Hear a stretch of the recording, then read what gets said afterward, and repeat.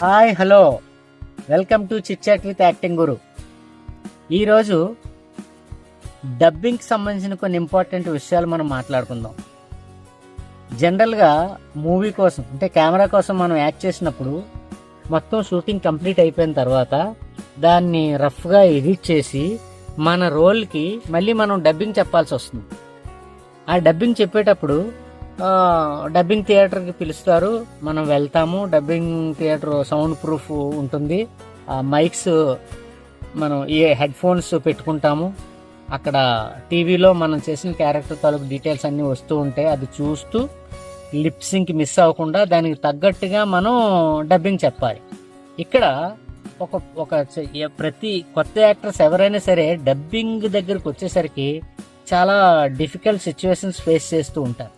అదేంటంటే యాక్టింగ్ చేసేటప్పుడు చాలా బాగా చెప్తారు, ఎమోషన్ కానీ డైలాగ్ కానీ స్ట్రెస్ కానీ ఎక్స్ప్రెషన్ కానీ చాలా ప్రాపర్గా ఇస్తారు.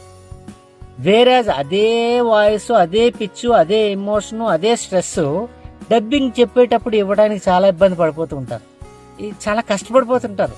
అరే యాక్టింగ్లో అంత బాగా చేసిన వాళ్ళు డబ్బింగ్లో ఎందుకు చెప్పలేకపోతున్నారు? It's a big question.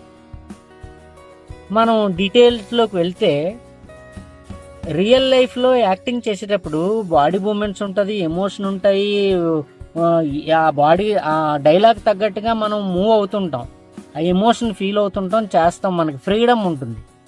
అదే యాక్షను కాళ్ళు చేతులు కదలకుండా డబ్బింగ్ థియేటర్లో కూర్చొని కానీ నించొని కానీ మైక్ ముందు అటు ఇటు కదలకుండా అదే ఎమోషన్ అక్కడ రిక్రియేట్ చేయాలి.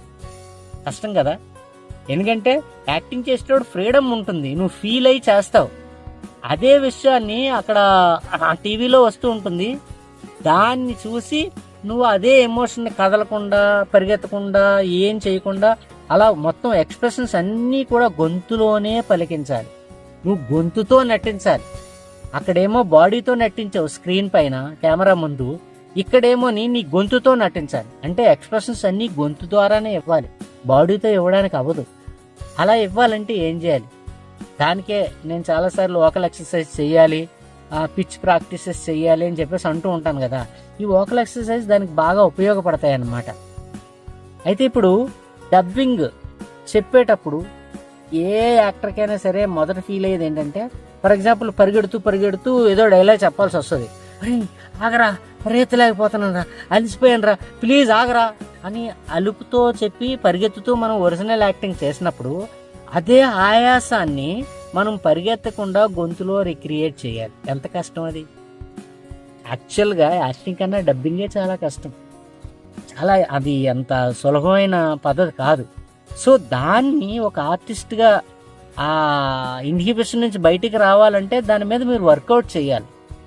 దానికి అసలు డబ్బింగ్ చేయబోయేటప్పుడు ఏ అంశాలు దృష్టిలో పెట్టుకొని మనం డబ్బింగ్ చెప్పాలన్న విషయం ఇప్పుడు నేను పాయింట్ వైజ్ మీకు చెప్తాను.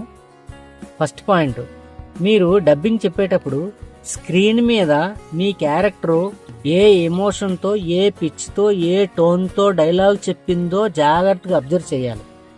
ఆ పాజ్, ఆ ఎమోషను, ఆ గ్యాప్లు మెయింటైన్ చేసుకుంటూ అదే టైమింగ్ మెయింటైన్ చేసి మీరు డైలాగ్ చెప్పాల్సి వస్తుంది. అది పాయింట్ నెంబర్ 1. తర్వాత మీ లిప్ సింక్ అయ్యేటట్టు, అక్కడ ఏం కనిపిస్తుందో ఆ లిప్ సింక్ అయ్యేటట్టు మీ డైలాగ్ చెప్పాలి. తర్వాత మీరు అందులో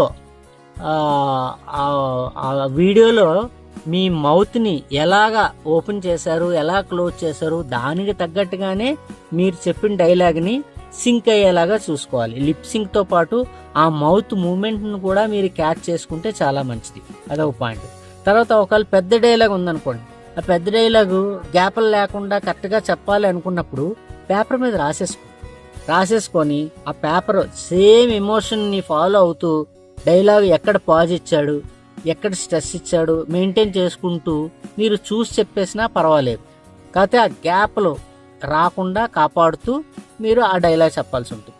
నెక్స్ట్, స్క్రీన్ మీద మీరు ఏ ఎమోషన్తో చెప్పారో ఆ ఎమోషన్ మీ మొహంలో కనిపిస్తుంది. అదే ఎమోషను మీ గొంతులో కనిపించేలాగా మీరు ప్లాన్ చేసుకోవాలి. మీరు డైలాగ్ చెప్పేటప్పుడు జాగ్రత్తగా విని దానికి తగ్గట్టుగా చెప్పమని చెప్పాను కదా. ఆ తర్వాత ఏం చేయాలంటే మైక్కి మీ మౌత్ మరీ దగ్గరగా కాకుండా దూరంగా కాకుండా ప్లాన్ చేసుకోవాలి. మాట్లాడేటప్పుడు వాయిస్ ఆ సౌండ్ గాలి ఏదైతే ఉంటుందో గాలి మైక్కి తగలగానే బ్లాస్ట్ సౌండ్ లాగా వస్తుంది. ఆ సౌండ్ ఫిల్టర్ అయ్యేటట్టు ప్లాన్ చేసుకోవాలి. మైక్ దగ్గరగా క్లియర్గా ఎవ్రీథింగ్ ప్రతి అక్షరం వినపడేలాగా మీరు ప్లాన్ చేసుకొని చెప్పాల్సి ఉంటుంది. ఒకసారి షౌట్ చెప్పాలనుకోండి, మైక్ దగ్గరే షౌట్ చేస్తే చాలా హై వాల్యూమ్ లాగా వస్తుంది అనమాట. కొంచెం మైక్ డిస్టెన్స్ కొంచెం దూరం అయ్యి అరిసి చెప్పాల్సిన డైలాగ్ను కొంచెం డిస్టెన్స్లో చెప్పుకొని మామూలుగా చెప్పాల్సిన డైలాగ్ దగ్గరకు వచ్చి చెప్పుకోవాలి.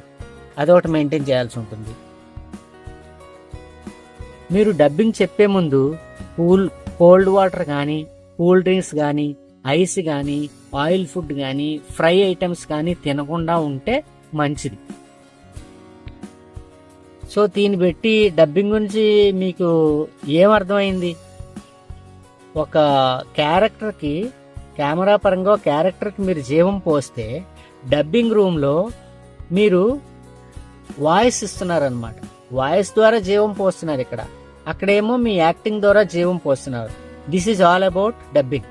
ఇక ఇంకో పాయింట్ ఏంటంటే, చాలామంది యాక్టింగ్ అనుభవం లేని వాళ్ళు నా గొంతు చాలా బాగుంటుందని చాలామంది లేడీస్ కానీ జెంట్స్ కానీ ఫీల్ అవుతుంటారు. కొంతమంది పాటలు పాడేవాళ్ళు కూడా ఉంటారు. నేను డబ్బింగ్ చెప్తే బాగుంటుంది, డబ్బింగ్ ఎలా చెప్పాలి, నేను చెప్పగలను అని చాలామంది నాకు చెప్పడం విన్నాను, నన్ను అడిగిన వాళ్ళు విన్నాను, అలా ఫీల్ అయిన వాళ్ళు కూడా చూశాను. అలాంటి వాళ్ళకి నేను చెప్పే సలహా ఏంటంటే, మీకు నిజంగా డబ్బింగ్ చెప్పాలని ఇంట్రెస్ట్ ఉంటే ఏదైనా ఒక వీడియో తీసుకోండి.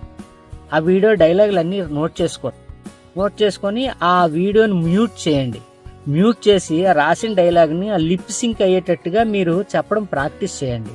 ఆ ఎమోషన్ కానీ పాజ్ కానీ అన్నీ నోట్ చేసుకొని దాని ప్రకారంగా చెప్పడం పాజ్ చేయండి. ఆ తర్వాత దాన్ని ఒక వీడియోలో రికార్డ్ చేయండి. రికార్డ్ చేసి ఆ వీడియోకి దీనికి సింక్ చేసి చూసుకోండి మీ వాయిస్ ఎలా ఉంది. మీరు నా వాయిస్ చాలా స్వీట్గా ఉంటుంది, చాలా బాగుంటుందని ఫీల్ అవుతున్నారు కదా, డబ్బింగ్ చెప్పినప్పుడు కూడా అలాగే ఉందా, మీ ఫ్రెండ్స్ వినిపించండి, బాగుంది అని అంటే అలాంటివి పదే పదే చేస్తూ ఉండండి. మీకు ఒక అనుభవం వస్తుంది. అలాగే వాయిస్ కల్చర్ ప్రాక్టీస్ చేయండి. ఆర్టికులేషన్ అంటాం కదా, మొత్తం మాడ్యులేషను, పాజు, స్ట్రెస్ ఇవన్నీ మెయింటైన్ చేసుకుంటూ మీరు కూడా మీ అంతటి మీరు ప్రయత్నం చేస్తూ 4-5 వీడియోలు మీరు ఓన్గా రికార్డ్ చూసుకొని చేశారనుకోండి, ఆటోమేటిక్గా అలవాటు అవుతుంది. టాలెంట్ అనేది ఎవరి సొంతం కాదు. మీ అంతటి మీరుగా ప్రయత్నం చేస్తే డెఫినెట్గా you will achieve your goal. Thank you very much.